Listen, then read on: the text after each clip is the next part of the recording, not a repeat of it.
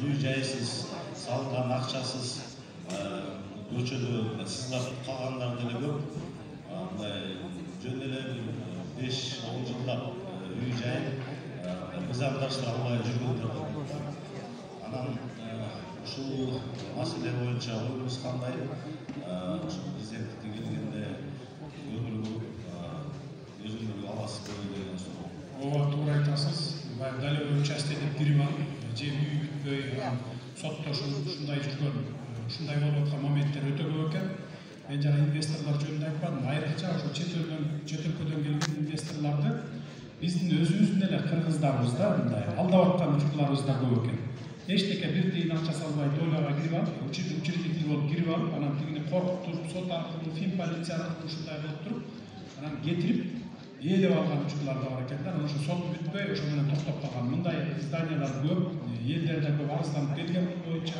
Эми мындай буюрса шайлоодон кийин укук коргоо органдарына тапшырма берип, ар биrini ревизия кылдырып чыгабыз да. Иностранецтердин эмесин тартып алганда фактылар көп да. Биздин өзүбүздүн эле жарандарыбыз. Бул маселе турат. Бар маселе. Көңүл турат. Рахмат. İşleriniz iyi. Рахмат. Assalamu alaikum. İyi ayettik. Kırgızistan'da da mümkünçülükler verilgen. Oldum boyda. Ona keyinki gelip kamsızayla kolduğum var. Hayatta где-то bir 12-13 üçöğüz var eken, 12 eken, 14 eken, üçöğüz var eken, alar var. Eçteki oşolordan зависит etdi da, misal alar bizdin kızıkçılık üçün işleş gerek bolчу. Alar bolsa barı oşol. Мындайча айтканда эс алган барат экен десем жаңылышпайм да. Мына жакын арада Кудай буйрса бир 2 ай 3 айдын ичинде алардын баарын кайра жаңылап алмаштырабыз. Алардын мөөнөтү бүтүп калган экен. Ошол жерде отурган адамдарыбыз биздин кызыкчылык үчүн күрөшүп, ошол үчүн иштесе, анда бизге пайдасын алып келет, тиет. Анан баягы кыргызда жакшы сөз бар го, бала ыйнабаса эпчек кайда деген. Ошол сыңарындай ошол жерде тургандар иштеш керек. Кыргызстандын кызыкчылыгы үчүн күрөшүш керек ошол жерде туруп. Анан кийин бизге бирдеме болот. Анан эчтеке унчукпай отурса барып деги конокко баргансың. Анда албетте анан кийин кызыкчылыгы биздин пайдабыз жок болуп отура беребиз да, пайдасын көрбөйбүз да, мындайча айтканда евразиясын. Эми мындан ары Кудай буйрса ошо тың мындай татыктуу биздин кызыкчылык үчүн иштей турган биздин мамлекетибиздин ошондой адамдарыбызды жиберебиз. Бул маселеге көңүл бурабыз. Рахмат, кара келиңиздер, кийинки суроо берип турган инсанды микрофонго чакырабыз. Келиңиздер, бул жакта аксакалыбыз бар экен, аксакалыбызга кезек берели. Келиңиздер, аксакалыбызга микрофон берип койгу.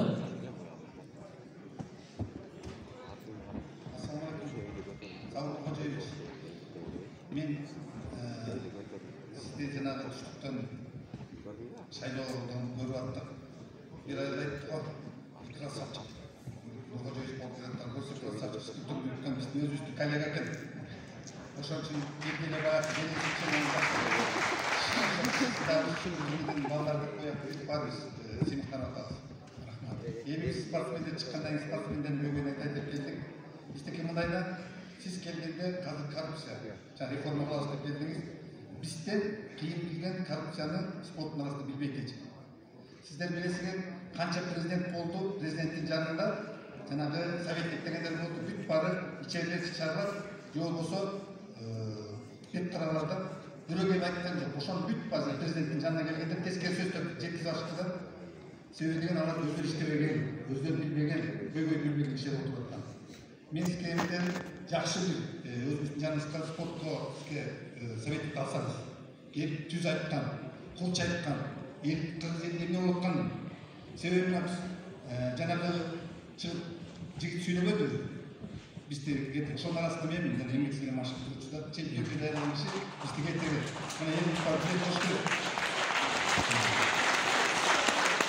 Жаңағы бұсаны қойдық. Мына 5 жолы, 4 жолы митингке чыктык, мирный деп. Биз күч менен чыгарткан болбойт, мыйзам менен деп да, телевизорго чыктык, АКПСке чыктык. Бир Кудай жарлап келип туруп, бир маданий революция болуп, мына кишилерге келдик дагы, жана бир сокен алып келдик, мен өзүм площадька чыгып келдим эле, спортсмендер атынан сокен келсин, жеги ичкич, бул өмүрдөн башка эчтекеси жок депчи. Садыр десин деп. Биз келе калып бир ошол жерде жана өлбөс хан болду. Ошо Левовский басып качып кеткен. Анан кийин мактан чыкты. Биз ошондой мыйзам менен кылып десек, мыйзам болбой атат да. Себеби ал ички жегич. Мынакей спорт школа өтөп турганда $1.000, $2.000 чейин жана взятка алып коюптур. Алган. Билесизби? Укпасаңыз арыздарга 50% ушундай катуу болуп кетет, ошону саралбай атабыз. Себеби күчкө салат десек, биз мыйзам менен Садыр Кожоевичке реформага жардам берели. Коррупцияны жоготолу деген эме менен биз турабыз да. Себеби биз мыйзам менен деп мына телевизорго чыкканда айтканбыз, өзүбүз кең дарылуу, здоровый болуп турсак да биз ошо мыйзам системага барбайбыз деп сөз бергенбиз. Мына сиз келгенде Кудай жайлап берип маданияттуу революция болду. Мына бул жерде 40 жыл кылды. Биз сизге ишенип, казір ошон үчүн баягы айтып атабыз. Революция болгон маданият революциясынан спорттук коррупциясын биз түшүнөбүз. Биз билебиз. Ким жеп атат, кимден? Бизде мисалы вольный борьбаны айталы. Бизде вольный борьбада легендер деген пайда болгон. Кыргызстан жигиттери дал деп турса, мынакей биздерге айтып кетели. Бирөө аял деген атты. Тетиги Якутяныкы. Ат аял экен, аял да алып. Экинчиси Мусаев деп атат. Ингуш экен. Казыр деген тетиги биздин жийинибиз Бурят экен деп коет. Эмнесин апасы кыргыз экен деп анам келди. Кыргызстанда вольный борьбасы казыр спорт жок. Легендерди алып келип алып тур, ошолордун акчасы менен азыр көрсөтөт. Алар көрсөткөндө кыргыз көрсөтүп айтырбайт. Мен сизге ошолордун бүт баардыгын айтып келип, коррупцияны эгерде сиз биз кантиштеп кетебиз сизге, эгерде ошо коррупцияны ким кармаш керек? Эмне реформа кылыш керек деп болсо, совет болсо биз колдон келишибизди бергенбиз. Даяр. Реформа Рахмат. Мен сөзүмдү айтып өттүм. Кайсы жерде кандай кемчилик болуп атат, ошонун жолун таап, кемчиликти оңдоп кетиш үчүн ачык айткан адамдар эч качан моунтук алынбайт деп. Андан сырткары мына коррупция боюнча бүгүнкү күндө өнүккөн өлкөлөр бар, дүйнөнүн алдыңкы өлкөлөрү. Аларда деле ошо 30 жыл мурун, 50 жыл, 60 жыл мурун коррупция болгон да. Өнүкпөй, коррупциянын кесепети болгон бир топ тийген мамлекетине. Ошондо элдери, мен азыр мамлекеттин атын атабай эле коеюн, ошо бири-бири менен өзүлөрү күрөштүр коррупция менен. Мисалы кошунасы коррупцияга аралашып атса, өзү токтоткон, өзү токтото албаса укук коргоого берген, органдарына берген. Уурулук кылып аткандарды колго чапкан, ачык айткан, бир тууганы болсо да, кошунасы болсо дагы деп. Коррупцияны бир киши тамырын кырка албайт. Ага сиздер да жардам беришиңиздер керек. Ошол кайсы жерде коррупция болуп атат, ким ага аралашып атат, ачык алып келип, кат жүзүндөгү же ооз экиби доказательствосы менен алып келип бергиле, силердин чекеңерге бир киши чертпейт. Ушу коррупциянын бетин ачып бергиле.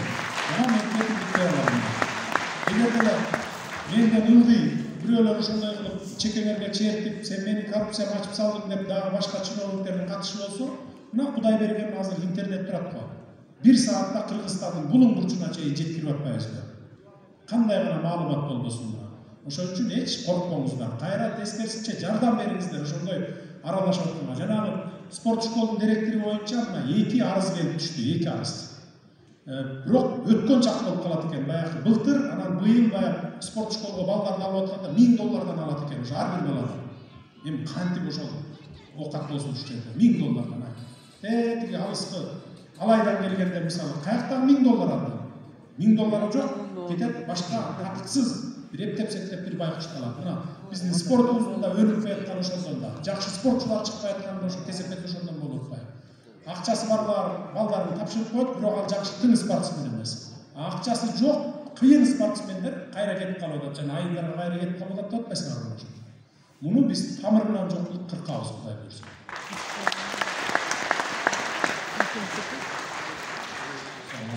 Садыр Кожоевич, суроолор спорт жактан болуп кетти. Мен бере турган сизге суроом, бийликке келип калса социалдык чөйрөдө кандай реформалар жасалат?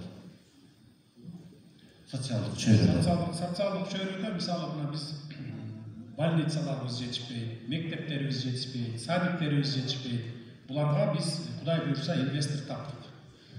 Мисалы мына бүгүн 28 мектепти бекер салып бүтүрүп берип аткандар бар. Эмдиги жылы Кудай буйрса мен сурандым, 245 мектебибиз аварийный абалда экен. Республика боюнча алыскы айылдарда. Бүт ошолордун баарын жаңылап салдырып бергенге мен сүйлөштүм. Андан сырткары ошол чоң айылдарга, айыл өкмөттөргө бала бакчаларын куруп бергенге, ошо больницаларын салып бергенге сүйлөшүп атабыз. Бул жагын Кудай буйрса бул жагынан дагы кетебиз алдыга. Рахмат. Беріңіз. Саламатсызбы, Садыр Нұрғалиевич, саламатсыздарбы, бүгінгі жиынның қатысушылары. Мен Жалал-Абад облысынан, Алалыққа районынан тұрғыны Ақпаралиев Жинмұрат. Менің сұрағым сізге төмөнчө. Азыркы кредиттик ипотекалык саясат жакыр үйлөргө, айлык акы менен жашаган адамдарга кыймылсыз мүлк сатып алууга кыйын болуп атат да. Ошого бир кандай бир чара көрүп, кандай жардам бере аласыз деген максатта суроо берейин. Кыймылсыз мүлк сатып алууга кандай? Мындай кыймылсыз мүлк сатып алууга, мисалы айлык акы менен жашаган адамдарга жакыр үйлөргө Ипотека боюнча. ипотека, кредит. Тек ошо ипотекалык азыркы күндө саясат ушундай болуп атат да, кыйын болуп атат. Ошого бир мөөнөтүн узартуу боюнча Бул боюнча ойлонуп атабыз. Кудай буюрса, ушул мамлекет менен инвестор тарабынан курулуштар башталса, 2 чоң проект туруп атат, алдыда баштала турган. Ушу Манас аэропорту жагында, Сез Бишкек жакта, анан ушул Бишкектин үстү жагында. Мамлекеттин үлүшү болот. Эгерде кокус ошол үлүштөрдүн баарын Кудай буйруп алып калсак колубузга, ошолорду биз мындай ипотека катары алып беребиз деп атабыз. Ошол мамлекеттик кызматтарда иштегендерге, мигранттарга, мисалы доход барларга, анан эми айлык акы аз болгон үчүн бербей атат да ипотеканы, актабай калат сеники деп. Айлык акыны биз көтөрүү боюнча кийин караштырабыз. Биз бир жылда эле мына келе калып электен айлык акы көтөрбөйбүз дегенде мен алысмын. Анткени бүгүнкү күндө бюджетибиз 0. Жок эчтеке. Анын үчүн бизге 1 жыл, 2 жыл убакыт керек. Ушунча 30 жыл чыдагансыңар, эми дагы 1-2 жыл белиңерди бекем бууп чыдап коюшуңар керек. Бюджетти толтургандан кийин Кудай буйрса, баягы кошумча каражаттарды таап салып алсак, анан кийин эмгек акыларын ошондо көтөргөнгө карайбыз. Мугалимдердики, врачтардыкы, баягы бизде жогору жактагы отургандар өзүлөрүнүн тармагын колдон келишинче көтөрүп алган, зарплаттары бийик. Анан ошол эле мезгилде врачтардыкы, мугалимдердики ошол бойдон калган моменттер бар да бул жерде. Анткени алар баягы көпчүлүк болуп, ага бир топ акча кетип калат экен да, миллиарддарчы зарплат көтөрүш үчүн. Ошондон анан көтөрбөй кеткен. Биз бул маселени карайбыз. Бардыгына баягы теңдештиргенге аракет кылабыз. Ипотека боюнча колдон келген аракетибизди жасайбыз. Бардык сулой алганда. Жөнөкөй жарандарды келишим менен кылып койсо болот да, юридикалык жактан. Мисалы мамлекеттик кызматта иштебеген, бирок ошо мигрант болуп жүргөн, же болбосо айылдан келгенде эле колунда барлар, мисалы алгыдай кылабыз да. Бирок ошол эле мезгилде ошону залог катары алып калып, эгер төлөй алмасаң, анда башкага өтөт дегендей бир условияларды коюшубуз керек да. Ошондой кылып туруп биз бул маселе боюнча иштейбиз, иш жүргүзөбүз. Рахмат, ишиңизге келип, жүз болсун.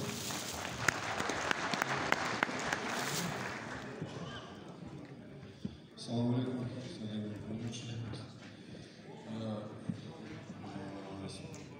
спортсмен, тоже здесь тренировался, я по желанию.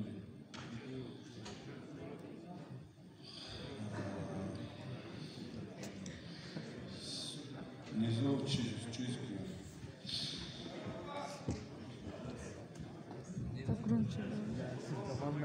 Хотели пожелать удачи вам.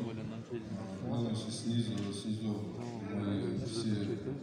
здесь уже, можно сказать, 4-е поколение, здесь родились, здесь тренироваться. Здесь, можно сказать, воспитался. Мы хотели вам пожелать удачи. Мы все снизу поддерживаем вас. Кыргызстан, Аллах. Рахмат. Спасибо.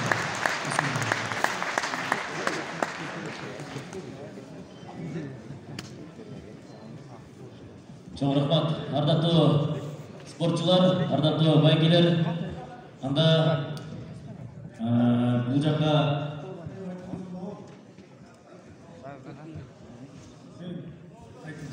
Саламатсыздарбы, Жөөч, таанышып кетсем, Улам Босов, оор атлетика боюнча еңбек сіңірген спортшы элек. Сизге кабыл кылайын. Эми көп маселелер айтып кетти буякта.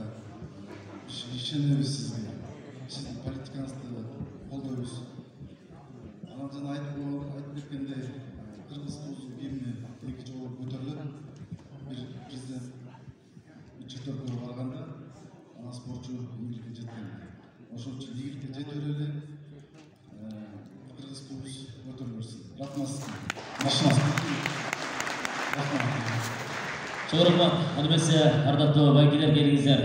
Арабыздагы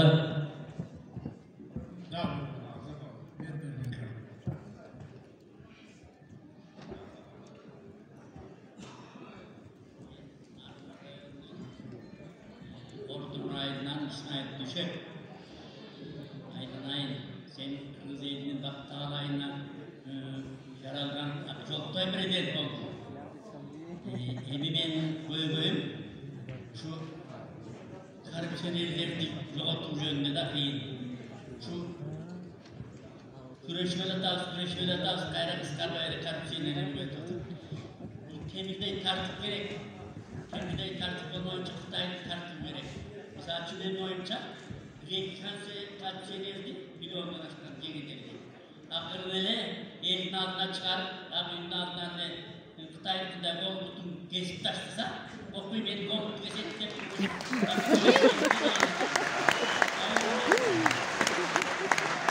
Ondan başka, ele var kucağının, mekteplerin sanmıyordu, okuyucuların sanmıyordu. İlgili birede gimnaziya olup, Beylik Kanal gimnaziyanı bitken.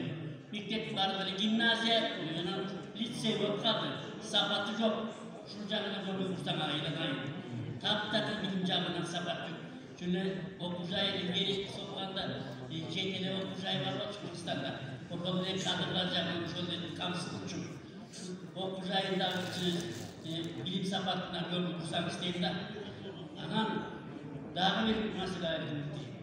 Bir cenab-ı kumandoluk devatları kumandoluk bittik. Misal için ölüm cezasını atlaştırdı. Bir kişi üniversitede 6-7 kişi öldürüp adam. Öldürüp koymadılar. Cevalosu üniversitede özgürlük açıklığı kızıl cevalosu hareket soruklarında. Şu an çok ceza veriş gerektiğinden. Burada tarihin altında yetkin açıklık mondaydı bakmaktaydı. Şu cevabı bir eski alsan aldı ettiği aynı. Yeni dağayta sen atam Usman'ın ikinci yolda Rızak yolda hak yoluna çıkacak işte o muydu? Rahmat. Владимир Владимирович, Аскарбеков Куатбек Султанович, Көкбөр Федерациясының башкы катчысымын. Бизде 3 суроо бар. Бирок булар суроо буюрса сиз ийгиликке жетсеңиз, ушу көйгөйлүү маселелерибизге көңүл бурсаңыз деп суроолор бар. Биринчи суроо бул бүгүнкү күндөрдү жатас көчмөндөр оюндар специалдуу өзүңүз айттыңыз. Ал жактан бизге тосу болуп атат. Өзүңүз билгендей көчмөндөр оюндарды Турцияга берген астында эки президенттин протоколу бар болчу. Биринчи документ, экинчи документ меморандум бар болчу. Эки министерствосунун ортосунда. Ошол меморандум боюнча биздин 7 түрү спорттун федерациянын бөлүгү менен правила федерация, национальный федерация Турцияда көчмөндөрдү ошол оюндар ошол по правилам национальной федерации должны проходить. Азыр ошол жактан бизге чоң тосуп жүрүшөт да. Бизде бир документтер Кандай бир тосуу? Катыштырбоого же кандай? Биздин эреже боюнча, тайгазан боюнча. Ошол эң чоң маселе ошол тайгазан боюнча. Биз эгер ошол Турцияда көчмөндөр оюну тайгазансыз өтсө, анда бул элер мелдештерде биздин улуттук оюнубуз өнүкпөй калып калат да. Биринчи суроо бул жака бул буюрса президент болсоңуз, бул маселени на уровне президента надо решать. Мы не в силах такие вопросы решить. Кудай буюрса көңүл буруп карайбыз, анан эми кандай болбогондо дагы эмдиги жылы ошол көкбөр оюндарынан Турциядан сиздер улакчылар, кыргыздын уул кыздары, баатырлары десем да болот, биринчини алып келесиздер деп мен тереңиш элем. Тайгазанга тартасыңарбы же чийинге группка таштайсыңарбы ошол биринчини алып келесиңер. Правилаларын кандай экенин карайбыз. Анда ошол қазақ туғандар алдырып салды деп атышпайбы. Алдырып салып баягы чийин кылып, круг кылып эле калтырып койду депчи. Кандай болбогон күндө дагы баары биринчини алып келесиңер деп мен тереңишкелем. Бийик турган көкбөрүгө анан көрөбүз да. Эми правиласы бийил бекитип салышты да эми. Анын кайра караганга мүмкүнчүлүктөрү деле жок болуш керек. Кайра кайрылып келбейт болуш керек да. Ошол үчүн мен эч нерсе убада бере албайм да азырча. Анан кийинки элерде карайлык. Кагаз түрүндө бир жолдор бар. Мен уруксат берсеңиз сизге. Мейли беребиз. Анан экинчи маселе ушул бүгүнкү күндө көкбөрү боюнча дүйнө деңгээлде чыгарган жана өнүктүрүү үчүн мамлекеттик деңгээлде атайын мамлекеттик көкбөрү өнүктүрүү боюнча программасын түзүлүш керек. Буга чейин тиешелүү адамдар менен иштеп бир проекттерди жаза баштаганбыз. Бирок мамлекеттик деңгээлде көкбөрү боюнча өнүктүрүү мамлекеттик программасын кабыл алган элек. Мамлекеттик деңгээлде бул оюндарды өнүктүрүү боюнча өзүнчө мыйзам бар. Бирок бул программа бүт улуттук оюндарга тиешелүү. Ошол ичинен көкбөрү атайын программа кабыл алсак, сиз тараптан жардам болсо алдына жылдырганда абдан чоң салымыңыз тиет. Ошол үчүн Көңүл бурабыз, шайлоодон кийин Кудай буйрса келесиз. Биз болгон күчүбүздү жумшап силерге көкбөрүчүлөргө жардам беребиз. Анан наказ беребиз. Ал менин эле наказым болбойт, бүтүндөй кыргыз элинин атынан наказ беребиз. Биринчини алып келишиңер керек. Эгерде биринчини албасаңар, анда биз кийин тозболго коебуз, калбалга коебуз, анда туруп кайдан ары кетишиңер керек. Тамаша бирок биринчини алып келгениңерге ишенем. Анан дагы бир маселе, биз Көкбөрү федерациянын атынан сизге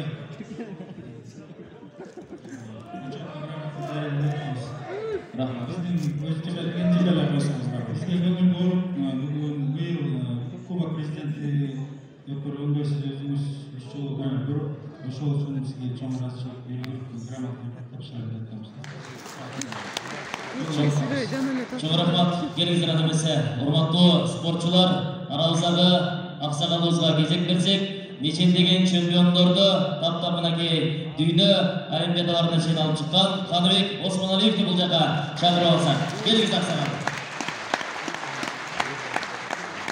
Мынакей атабызга сөз берүүдөн мурун мына ушундай убакыт бөлүп келген үчүн биздин Садыр Нуркожоевичке бир кол чаап көбөйлү окугандар. Рахмат.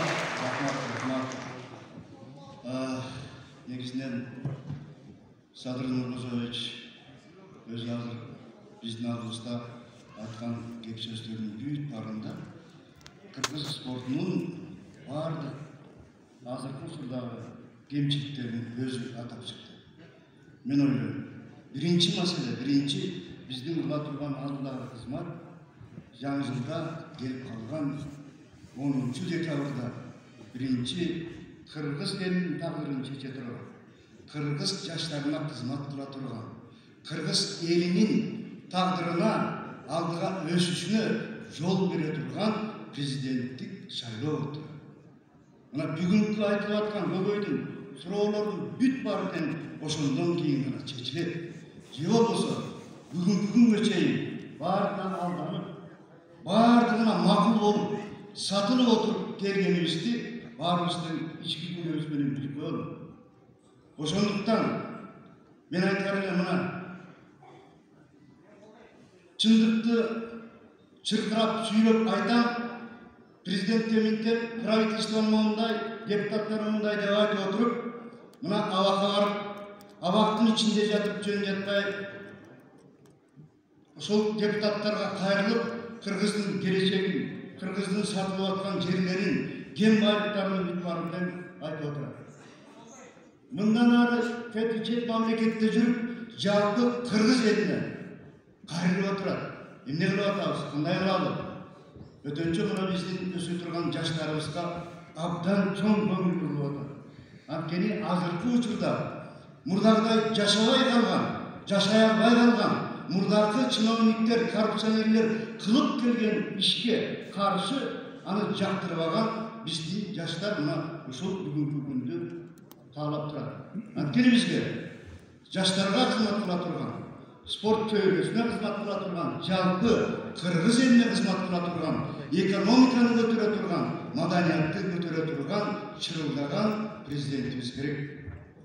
Ошонун баарын тең ишке ашсын деп келаткан жаңы жылда кыргыз элине жакшынакай элди колдой турган, жаштарды колдой турган, келечекти ойлогон президентти шайлап алалы. Амин.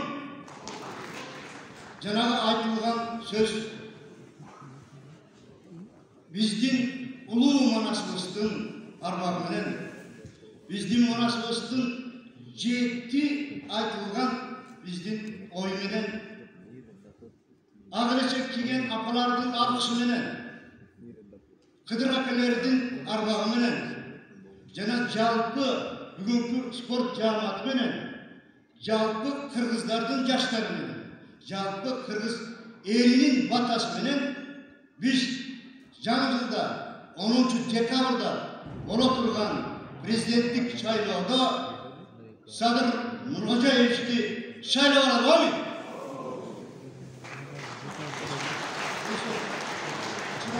Бобин, алымдар, белгизарат эмесе, ардактуу спортчулар, Садыр Нуркожоевичти дагы бир кийинки жолугушууларга сенемдиргөн